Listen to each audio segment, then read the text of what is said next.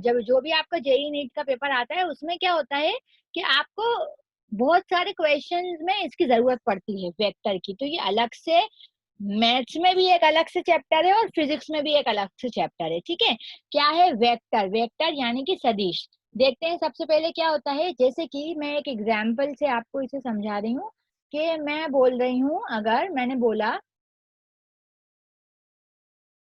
कि मैं 10 किलोमीटर प्रति घंटा की स्पीड से चल रही हूँ।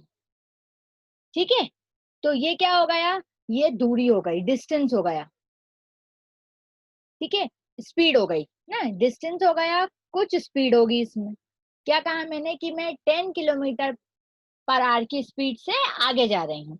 लेकिन अगर मैं एक और एग्जाम्पल लूं और आपसे कहूं कि मैं 10 किलोमीटर प्रति घंटा 10 किलोमीटर पर आवर की स्पीड में जा रही हूँ नॉर्थ दिशा में।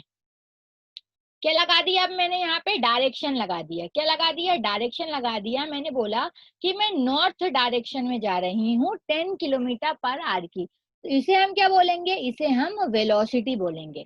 अब इन दोनों में फर्क क्या है? देखो, इसमें जो मैंने आपको फर्स्ट बताया, इसमें मैंने डायरेक्शन की बात नहीं करी, दिशा की बात मैंने नहीं करी मैंने दिशा की बात। इसलिए ये कैसी क्वांटिटी होती है? एक स्केलर क्वांटिटी। ये क्या होता है? एक अदिश। लेकिन वेलोसिटी ना, वेग में क्या होता है? आप किस डायरेक्शन में जा रहे हो। जैसे कि मैंने बोला मैं 10 किलोमीटर पर आवर नॉर्थ में जा रही थी, या मैं बोलती कि मैं ईस्ट में जा रही थी।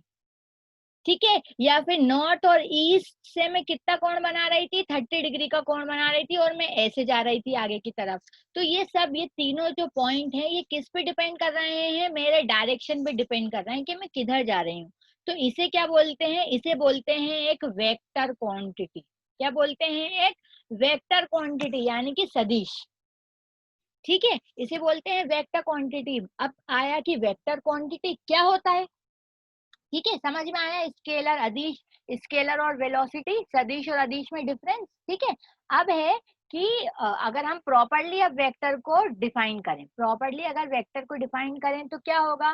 वेक्टर क्या होते हैं? वेक्टर क्वांटिटी एक ऐसी क्वांटिटी होती है, ठीक है, एक ऐसी राशि होती है जिसमें परिमाण और दिशा दोनों हो। ठीक है, जिसमें मैग्नीट्यूड एंड डायरेक्शन दोनों हो। ठीक है, मैग्नीट्यूड और डायरेक्शन दोनों हो, उसे हम क्या बोलते हैं? उसे हम वेक्टर क्वांटिटी बोलते हैं। मैग्नीट्यूड मतलब मैंने बोला था 10 किलोमीटर पर आवर जा रही हूँ नॉर्थ में, तो मैग्नीट्यूड हो गया 10, और क्या हो गया? नॉर्थ की तरफ जा रही थी, तो नॉर्थ हो गया मेरा डायरेक्शन। ठीक है, आवाज अच्छे से आ रही है? समझ में आ रहा है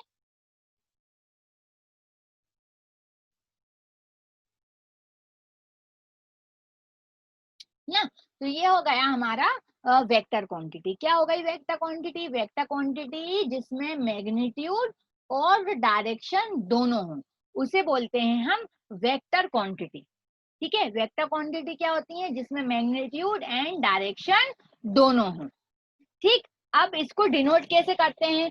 वेक्टर को डिनोट कैसे, हमें पता होना चाहिए। वेक्टर को डिनोट कैसे करते हैं? ठीक है, तो वेक्टर को डिनोट कैसे करा जाता था? पहले वेक्टर्स को ऐसे बोल्ड लेटर्स में डिनोट किया जाता था, ABC, ऐसे वेक्टर्स को डिनोट किया जाता था। लेकिन क्योंकि जब हम रिटर्न में कुछ लिखेंगे तो बोल्ड करना मुश्किल होता था, इसलिए वेक्टर का डिनोशन अब कैसे किया जाता है? कैपिट वर्ड लिखा रहता है और उसके ऊपर एक एरो दिया रहता है। ठीक है, कोई वर्ड लिया रहता है, उसके ऊपर कोई एरो रहता है। तो ये एरो क्या बता रही है? ये एरो बता रही है कि ये एक वेक्टर क्वांटिटी है, मतलब इसका कुछ ना कुछ डायरेक्शन होगा। तो ए से बना ले हम, कोई ए ले लें, बी ले लें, जेड ले लें, कुछ भी ले लें। तो ये हो गया हमारा इसका डिनोशन। कैसे डिनोट करते हैं? ऐसा एरो बना रहता है, ये एक एरो बना रहता है, और इसकी ये टेल रहती है। इस पॉइंट को बोलते हैं टेल, इसको बोलते हैं एरो। ये हो गया हमारा वेक्टर का डिनोशन। नेक्स्ट टॉपिक है हमारा, ये छोटे छोटे से टॉपिक है, अभी बिल्कुल नया चैप्टर है क्योंकि, तो बिल्कुल शुरू से डिस्क्राइब कर रही हूँ। नेक्स्ट है हमारा कि कितने टाइप्स के हमारे वेक्टर होते हैं, कितने टाइप्स के हमारे वेक्टर होते हैं। देखो अब जो हमारे वेक्टर्स हैं वो बहुत सारे तरीके के हो सकते हैं, जो हमारे वेक्टर्स हैं वो बहुत सारे तरीके के हो सकते हैं, जैसे कि इक्वल वेक्टर। फर्स्ट है हमारा इक्वल वेक्टर। इक्वल वेक्टर मतलब अगर मैं दो वेक्टर ले रही हूं, मानो कि ये एक वेक्टर है ए और एक ये वेक्टर है बी,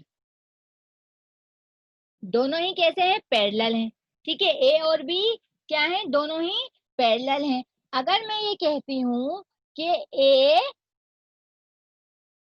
बी के बराबर है, ए और बी दोनों इक्वल हैं, ठीक है, जैसे कि ये भी 10 मीटर है, ये भी 10 मीटर है, और दोनों का डायरेक्शन किस तरफ है, नॉर्थ की तरफ है। ठीक है, दोनों का डायरेक्शन भी एक है और इनका ये जो मैग्नीट्यूड है ये भी सेम है। तो ये दोनों वेक्टर कैसे कहलाएंगे, ये दोनों वेक्टर कहलाएंगे इक्वल वेक्टर।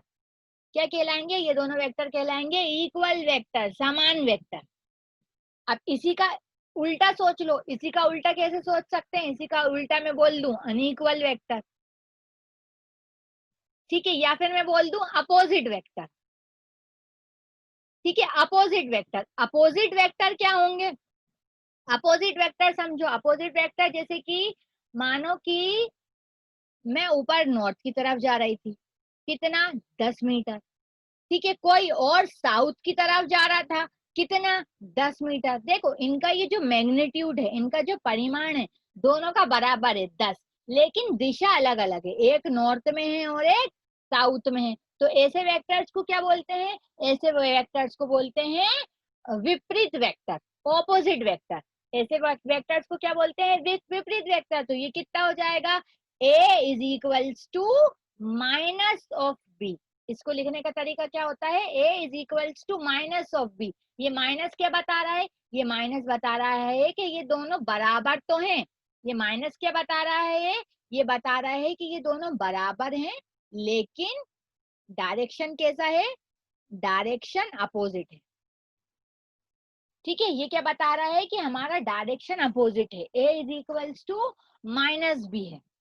ठीक है, नेक्स्ट देखते हैं थर्ड।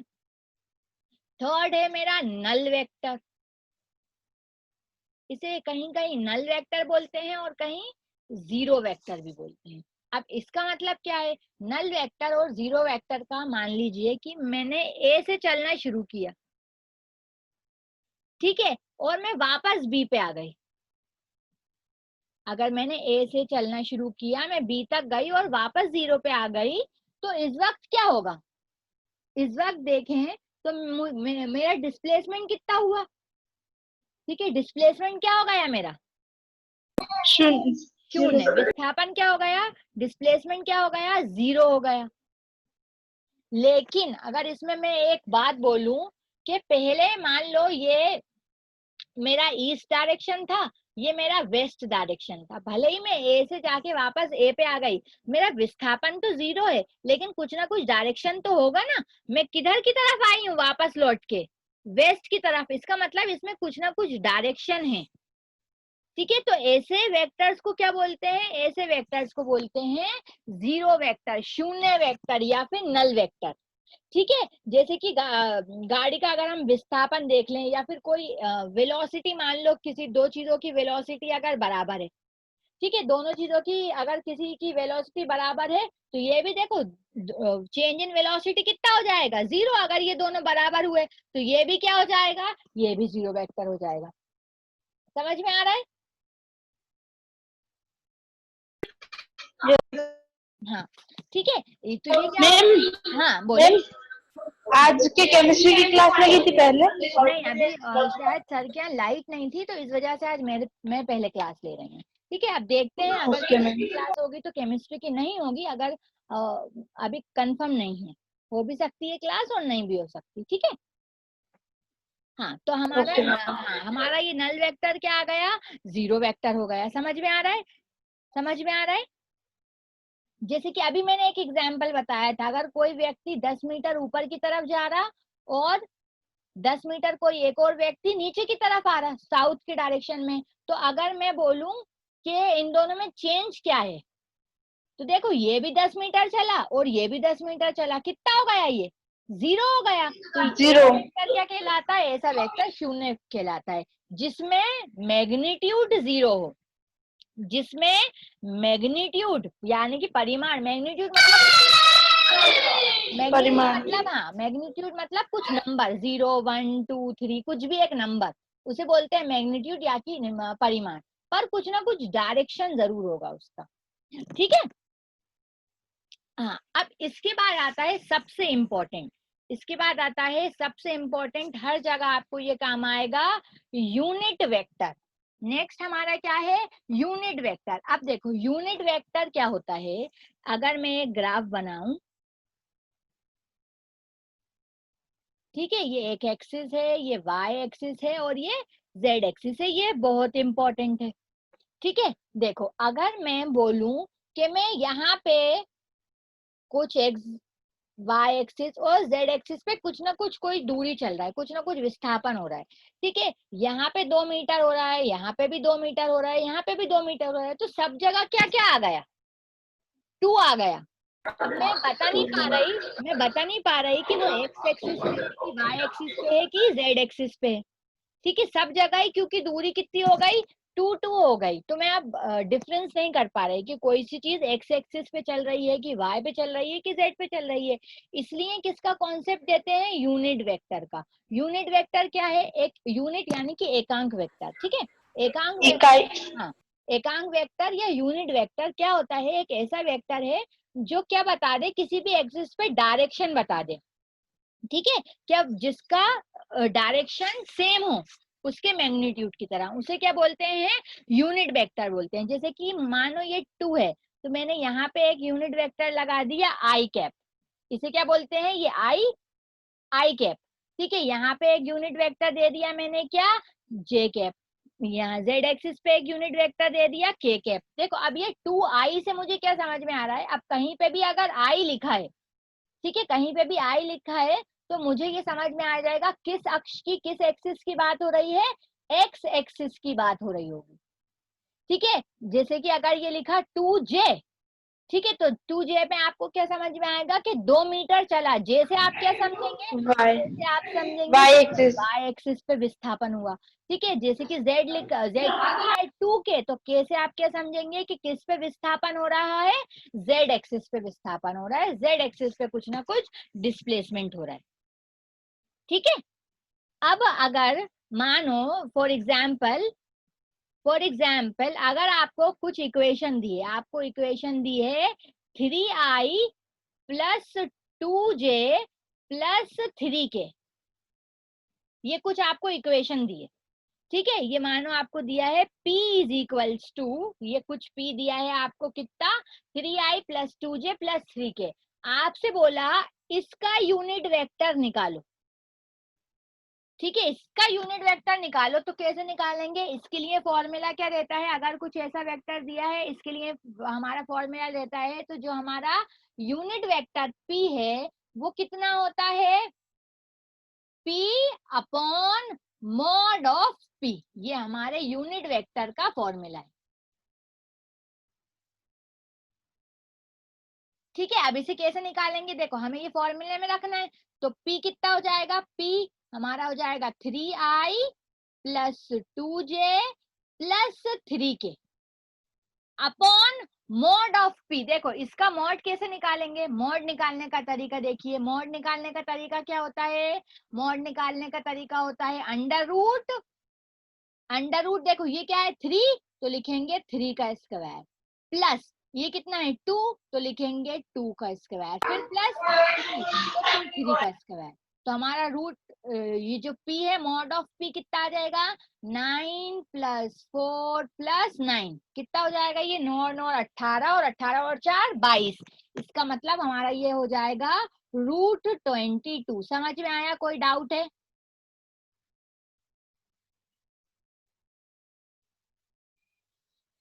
हाँ समझ में आया बेटा, मैम ये मोड तो पूरा वहीं पे लिख सकते थे ना, सूत्र के नीचे। हाँ, पूरा सूत्र के नीचे लिख सकते थे ना, हम चाहते तो ऐसा भी लिख सकते थे, लेकिन मेरा मकसद है आप मतलब आपको मोड निकालना आया। मोड कैसे निकालेंगे? मोड कैसे निकालेंगे? हम अंडर रूट लगाएंगे और जितनी भी वैल्यू ये नंबर दिए हैं इनका क्या कर देंगे, स्क्वायर करके इन्हें जोड़ देंगे। तो ये हो जाएगा 3 का यस मैम। स्क्वायर, 2 का स्क्वायर प्लस 3 का स्क्वायर। तो फिर इसे पूरा सॉल्व करेंगे तो कितना आएगा, 3i plus 2j plus 3k divide by √22। तो ये हो जाएगा हमारा एकांक वेक्टर। ठीक है, हमारा ये हो जाएगा कौन सा एकांक वेक्टर, पी का, पी के लिए एकांक वेक्टर। ठीक है, तो यूनिट वेक्टर क्या होता है? यूनिट वेक्टर एक नया वेक्टर है, एक ऐसा नया वेक्टर है जो उसी सेम डायरेक्शन में जाए। ठीक है, तो जैसे कि हमारा पी था, पी कितना था, 3i plus 2j plus 3k, तो वो इसी डायरेक्शन में जा रहा होगा जो हमारा ये पी कैप आया। समझ में आया? Yes ma'am. कोई डाउट है? मैम हाँ मोड में कोई चीज माइनस में होती है तो वो प्लस में निकलती है। हाँ हाँ, प्लस में ही निकलती है। अगर मानो कि एक और, ये मैं डिलीट कर रही हूँ, डिलीट कर दूं, आप स्क्रीनशॉट ले रही हो या? ले लिया मैम स्क्रीनशॉट। ठीक है, देखो अगर एक और कोई मैं इक्वेशन ले लूं पी की, मैं पी की इक्वेशन ले लूं 3i minus 2k plus 5k। मुझे अब बोला इसका यूनिट वेक्टर निकालिए। ठीक है, तो इसका यूनिट वेक्टर का फॉर्मूला क्या होता था, vector p upon mode of p। ठीक है, इसे क्या, मॉड पे। हाँ इसको बोलते कैसे हैं, देखो इसे क्या बोलेंगे, इसे बोलेंगे vector p divide by vector a का, सॉरी वेक्टर p का परिमाण। ठीक है, क्या बोलेंगे, vector p divide by mode of p। जैसे कि हम अब इसका मॉड कैसे लिखेंगे, हम लिखते, हमें लिखना पड़ेगा, ये हमारा हो जाएगा 3i minus 2k plus 5k divided by under root, ये हो जाएगा 3 का स्क्वायर प्लस -2 का स्क्वायर प्लस 5 का स्क्वायर। देखो अब यहाँ पे अगर आप -2 का स्क्वायर करोगी तो कितना होगा, -2 इंटू -2, तो ये माइनस माइनस हो जाएगा प्लस, और 2 2 हो जाएगा 4। तो ऐसे ये माइनस हट जाता है, इसे लिखो या न लिखो एक ही बात है। ठीक है, तो इसका यूनिट वेक्टर कितना हो जाएगा, 3i minus 2k plus 5k divided bye 9 plus 4 plus 25। कितना हो जाएगा ये, 3i minus 2k plus 5k divide by 9 और 4 13, तो ये हो जाएगा 38 रूट। ठीक है, समझ में आया? Yes ma'am. ये हो गया हमारे, ये कुछ टाइप्स थे वेक्टर के। ठीक है, अब देखो हम वेक्टर में मेन, हम यहाँ पे वेक्टर क्यों पढ़ रहे हैं, मेन हम यहाँ पे वेक्टर इसलिए पढ़ रहे हैं ताकि हमें पता चल जाए कि दो वेक्टर को जोड़ते कैसे हैं, दो वेक्टर का मल्टीप्लाई कैसे करते हैं, दो वेक्टर को घटाते कैसे हैं। ठीक है, तो अब हम ये देखते हैं, अब हम ये सीखते हैं, क्या सीखते हैं, हम पहले सीखते हैं एडिशन, एडिशन ऑफ वेक्टर। ठीक है, पहले क्या देखते हैं, एडिशन ऑफ वेक्टर, दो वेक्टरों का योग। ठीक है, दो वेक्टरों का योग हम कैसे करेंगे, ठीक है, दो वेक्टरों का योग कैसे करेंगे। ठीक है, जैसे कि मानिए फॉर एग्जाम्पल अगर मैं बोलूं कि मैं पहले ओ से ए तक आ रही हूँ, ओ से ए तक आ रही हूँ ना, इस पे कितना वेक्टर है, इस पे वेक्टर दिया होता ये स्मॉल ए वेक्टर। ठीक है, फिर ए से मैं गई पी तक, ए से मैं पी तक गई, ये वेक्टर कितना दिया है, ये वेक्टर दिया है पी। ठीक है, ये वेक्टर, ये वेक्टर कितना दिया है, बी वेक्टर दिया है। तो जो टोटल होगा, जो टोटल वेक्टर होगा ए प्लस प्लस। बी, ठीक है, ए प्लस बी, उसे हम क्या बोलते हैं, उसे बोलते हैं हम आर, उसे हम क्या बोलते हैं, उसे हम आर बोलते हैं, रिजल्टेंट वेक्टर। क्या बोलते हैं, रिजल्टेंट वेक्टर। समझ में आया? अब देखो ये रिजल्टिंग वेक्टर क्या होगा, देखो पहले मैं ओ से ए तक गई, फिर ए से बी तक गई, तो ये जो ओपी जो है, ये ओपी क्या कहलाएगा, ये ओपी कहलाएगा हमारा रिजल्टेंट वेक्टर। ठीक है, अब इसमें मैं क्या करती हूँ, इक्वेशन लगा सकते हैं। देखो ये रहा, मैं यहाँ से यहाँ तक जाऊंगी तो ये क्या लिखाएगा, वेक्टर ए। फिर मैं ऊपर जा रही हूँ, मेरा वेक्टर भी किस डायरेक्शन में है, ऊपर के डायरेक्शन में है, तो मैं क्या लिखूं, प्लस वेक्टर बी। देखो फिर यहाँ पे गड़बड़ होगी, यहाँ पे मैं नीचे की तरफ जा रही हूँ, लेकिन ये जो मेरा वेक्टर है ये किस दिशा में है, ऊपर की दिशा में है, तो दोनों की दिशा अलग अलग हो गई, तो हमें क्या लगाना पड़ेगा, minus vector R is equals to 0। तो ये क्या हो जाएगा, A plus B is equals to R R. ये समझ में आया। इसका एग्जाम्पल देख लो एक, ये क्योंकि मैथ्स का चैप्टर है, एग्जाम्पल से अच्छे से समझ में आता है। ये देखिए, ए देखिए, अगर ये है 3i plus 2j plus 5k, और बी वेक्टर आपको दिया है 5i minus 2j, sorry plus ले लेते हैं, प्लस 2j प्लस 6k, तो वेक्टर आर कितना होगा, वेक्टर आर क्या होता है हमारा, a प्लस बी।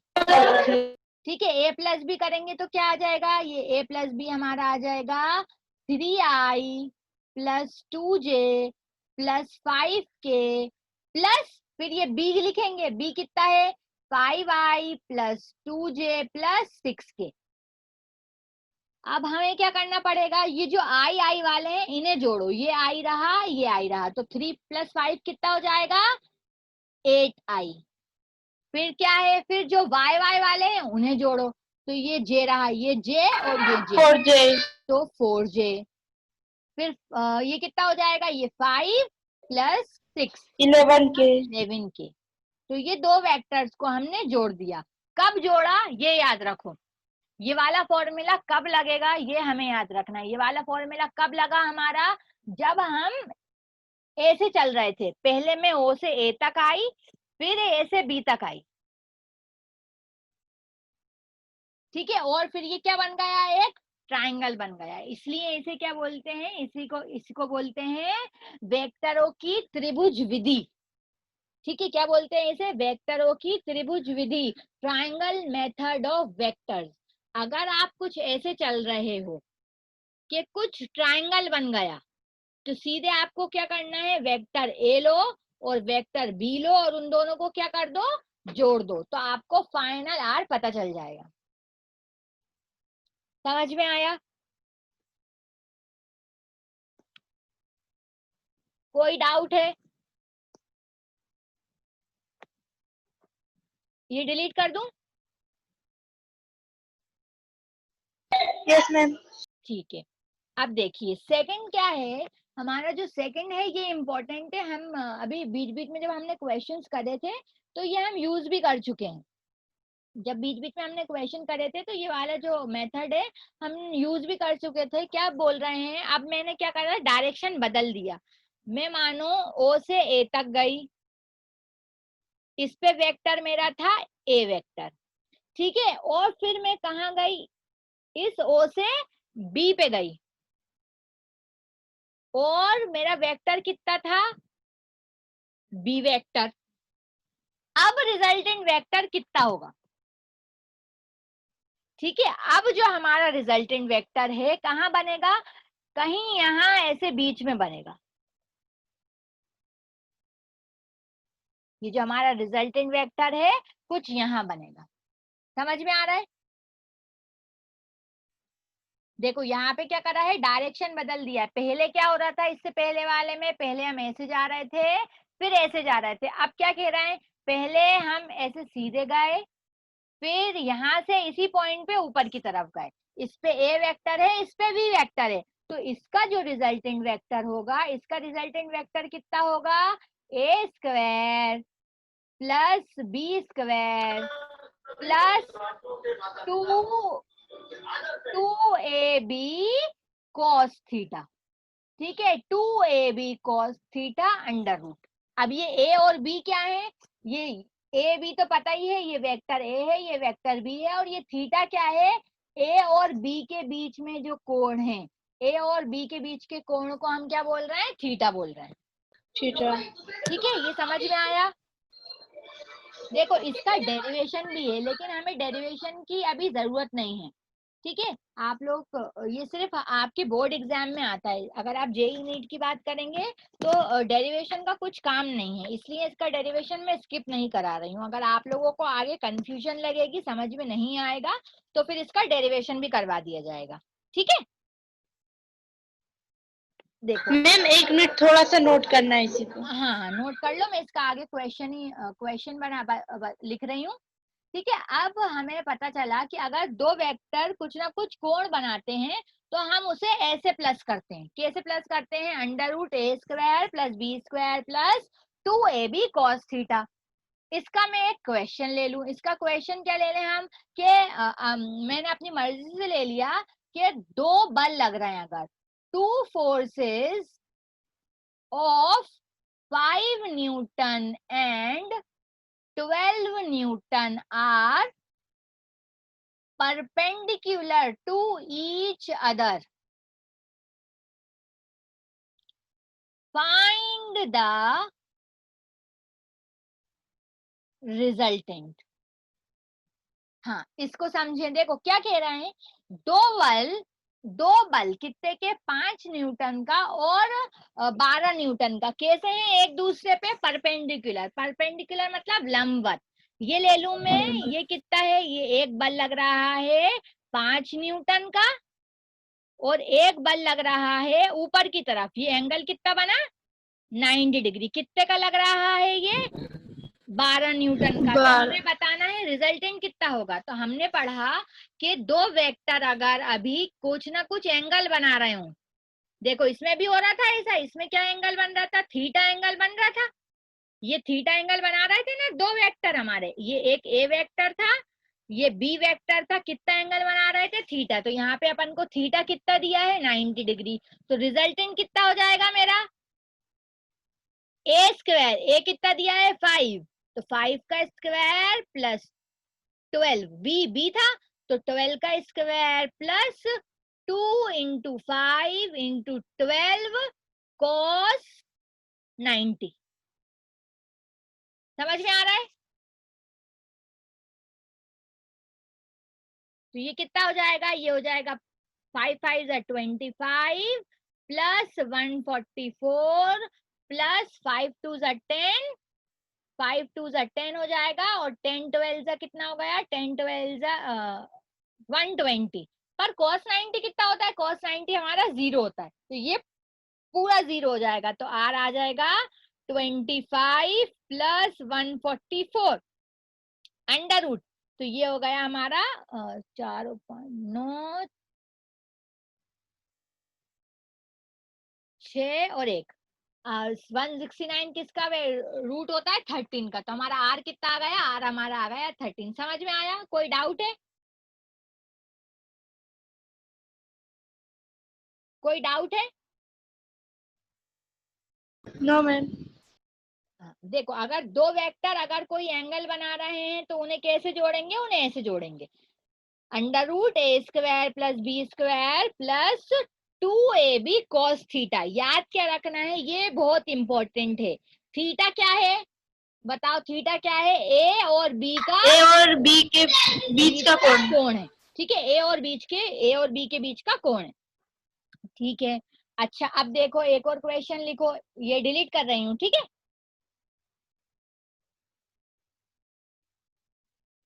हाँ, एक और मैं क्वेश्चन लिखूं। अगर मैं कोई बल मेरा कितना √3 न्यूटन का बल अगर इस ऐसे लग रहा है, और एक और बल लग रहा है मेरा कितना 3 न्यूटन का बल, और इन दोनों के बीच में कितना एंगल है? 30 डिग्री का एंगल है। तो बताओ रिजल्टेंट कितना होगा? रिजल्टेंट कितना होगा? अब हमें कुछ थीटा की वैल्यू दी है, कितनी दी है?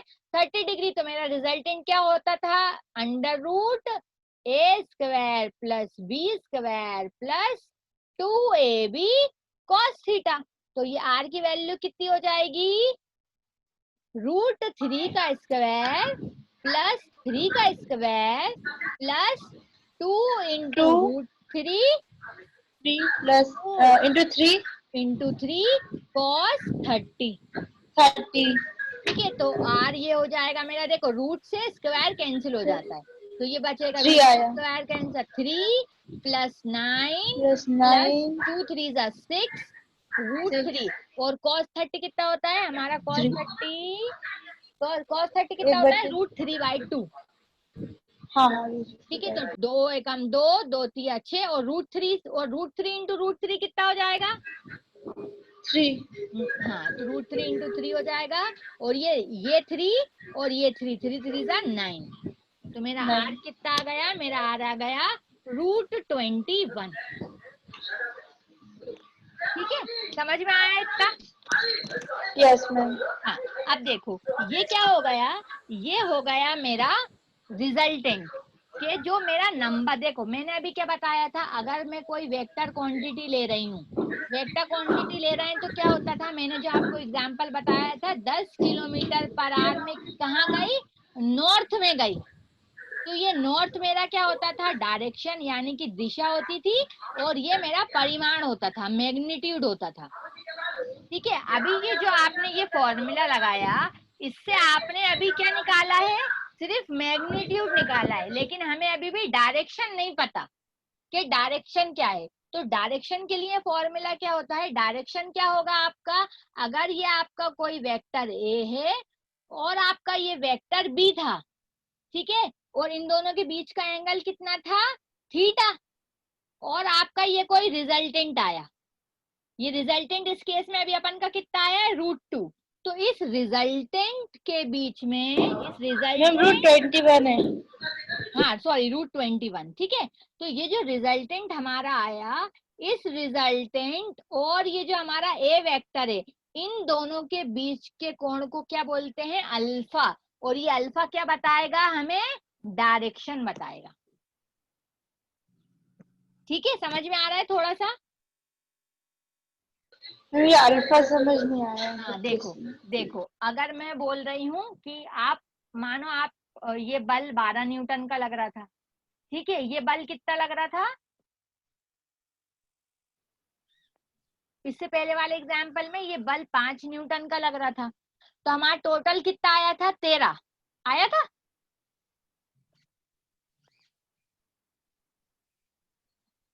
है ना, हमारा बल कितना आया था, 13 आया था।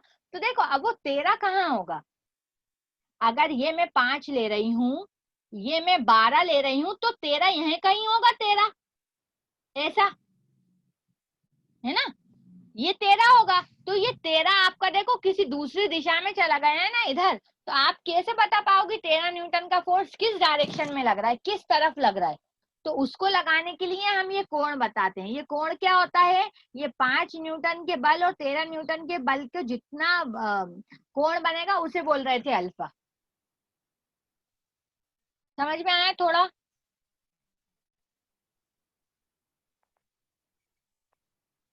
हेलो,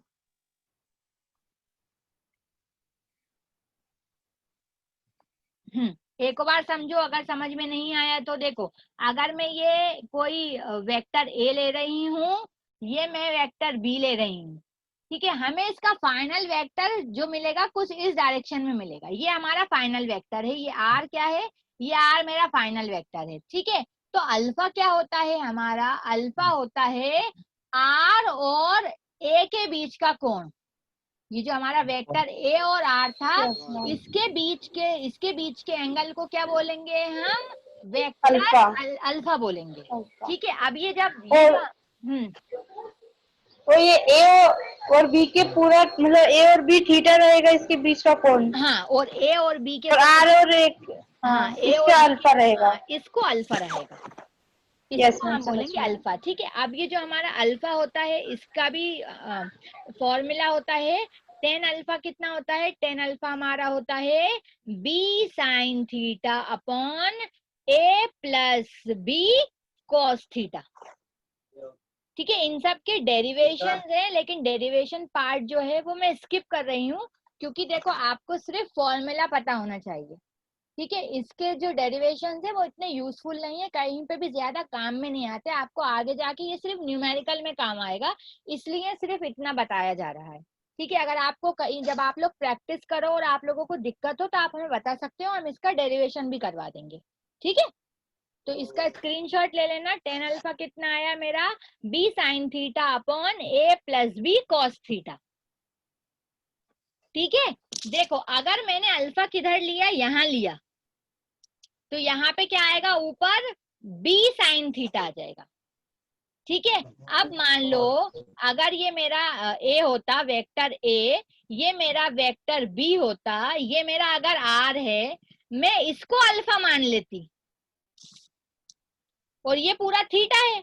अगर मैं इस ऊपर वाले को अल्फा मानती तो मेरा फॉर्मूला क्या हो जाता, टेन अल्फा हो जाता ए साइन थीटा अपॉन ए प्लस बी कॉस थीटा। ठीक है, जब हम ए लेते हैं, वेक्टर ए लेते हैं, अगर हम वेक्टर ए और आर के बीच का अगर एंगल लेते हैं तो ऊपर क्या आता है, ऊपर बी आता है। अगर मैं बी और आर का बीच के कोण को अल्फा बोल रही हूं तो ऊपर क्या आएगा, ए आएगा। ठीक है, समझ में आया?